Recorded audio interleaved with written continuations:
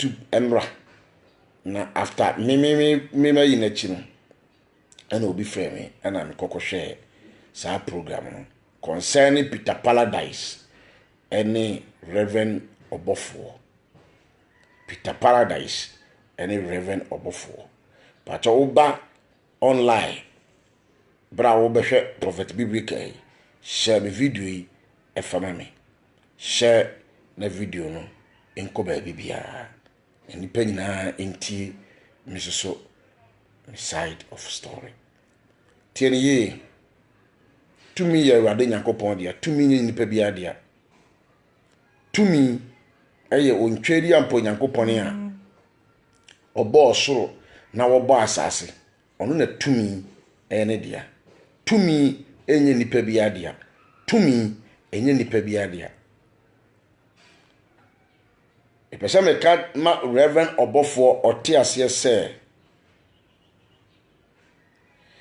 tamwa me ba social media online video se ya na mbebe ye na mbebe kasae se ensem bia e course o mabara bomu no onim ho bi Satam na me ni Ghana na me wa kontum Janet onyame ohisha bebrebe onyame nyokese saa time no na me ni Ghana na me wo akwantum na me wo na me nya saa information no ye dis information ebre me na me be kan ho asem e wo social media say Reverend Obofo e fen Asantuma Obofo sometimes ago no oka o hawa me fair mu no ehu bi enti me bai e be kan tim bedru Ghana be hwehwe asem nim na me hunu se asem a bedru Ghana me be hwehwe asem nim na me hunu se ensem a omo kan ye no enye no kure no me saba out esa be kasa se Reverend Obofo asem no me bedru Ghana no mahwehwem se de me te no ewo akontu mu no be de ho yawo e be kasa ye no asem no entesa me mahwehwem me hunu se entesa me ba ya social media ya so na me ba be sign Reverend Obofo na maybe I try me further Asantuma Obofo kwaku antwi me be sign iti ewo friend say live video say ya and be kan eno ewo empepai na enra me kokko hwade no na Peter Paradise ejina osofo Obofo asore dem se opa na chew se oda wontumi na eniema hante no eye Peter Paradise yenya yenim na ebere bi atwam yese wo ye amroba o mankofo tip off say car sumesi enkofo bi tika animu abra onyankopon hira wate enkofo bi tika animu na car sumesi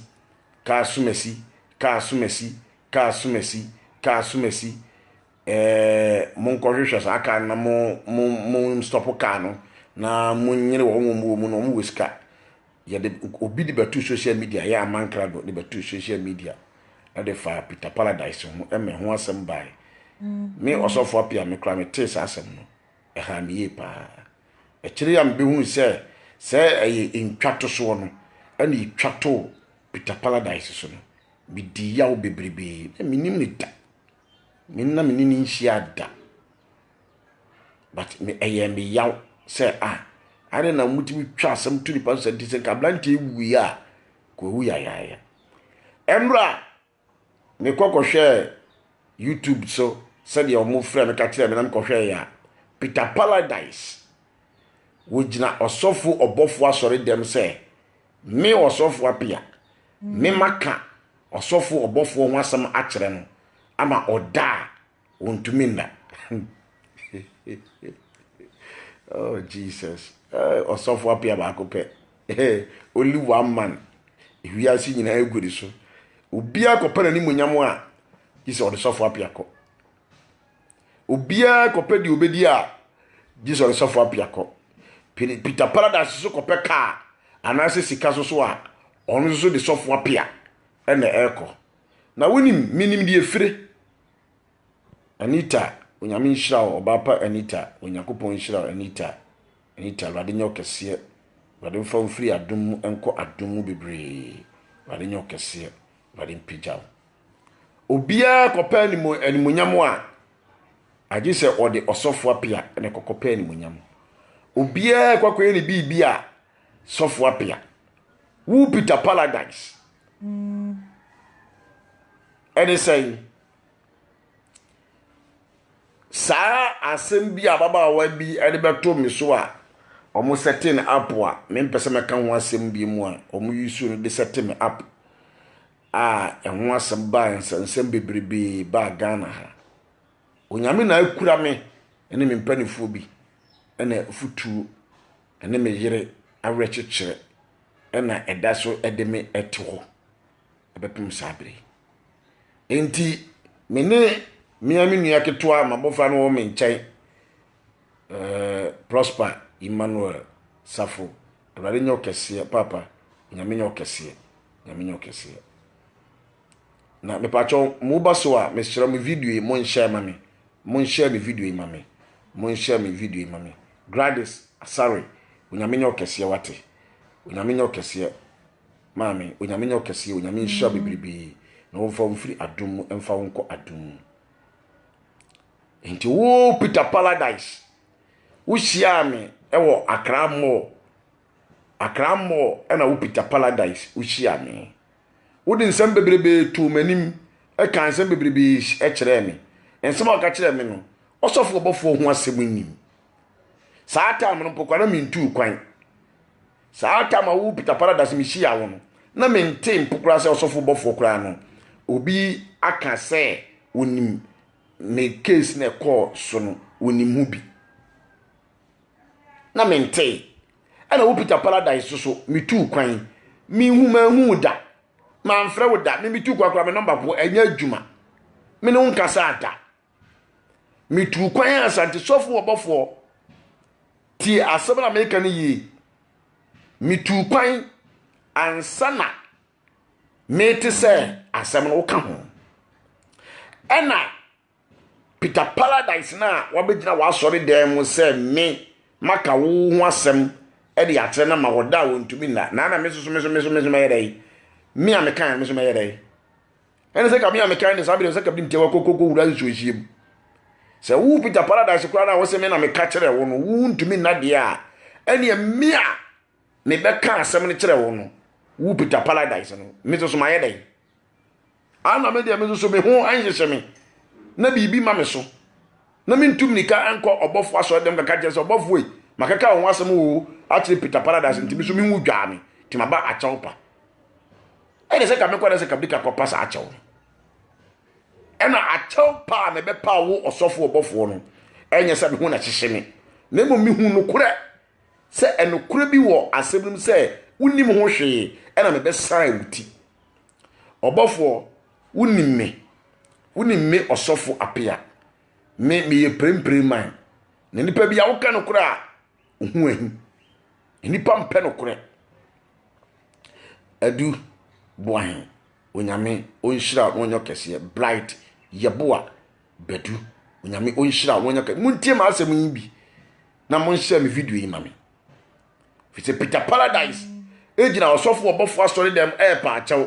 se ka no wokopew se obi na na ayen hihye ho se mogu mani mu ase o se enso so sika na okopew se kom na di no mimintimi hu na se ubenya ni monyamo a ade se wo se obi ana wo obi ko ana wate se me ne osofo bofo nya problem enti wude edin wude ko se osofo apia kura se me e kire o se wo kire me na wakokopɛ ka ana wakopɛ sika ana wakopɛ ni munyam e wo bofo no nkyɛn aya ma mo nyɛ saa wo Peter Paradise wo so wo yɛ blogger aya ma mo nyɛ saa wo yɛ saa na wo frɛfrɛ musuo wo yɛ saa na wo frɛfrɛ no me wo yɛ saa na wo frɛfrɛ wo hawo wo yɛ saa na wo pɛ amane na ama ho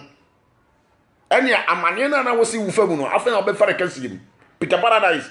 You don't know.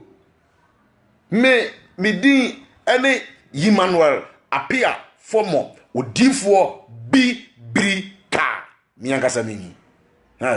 You don't know. The man who don't fear sakate don't fear dwarfs. Na se tiedie na se wusi wunim konya yi a na nya moti abafie. Se wusi wunim konya yi a na nya mrotia ne bafie. Etam ne de pobo anu. Hwe.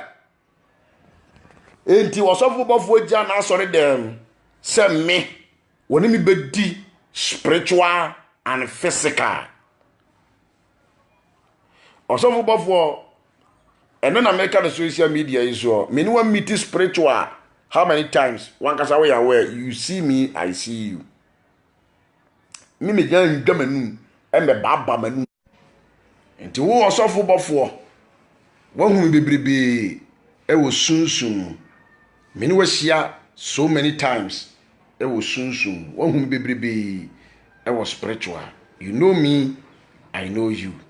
You know me very well. Me onipa bia me nkasa bebrebe na mo wo be kame nka fi se perifo se opusu nunu a wote ne kankan to osofo bofo gya na asore dem se me woni me bedi spiritual and physical.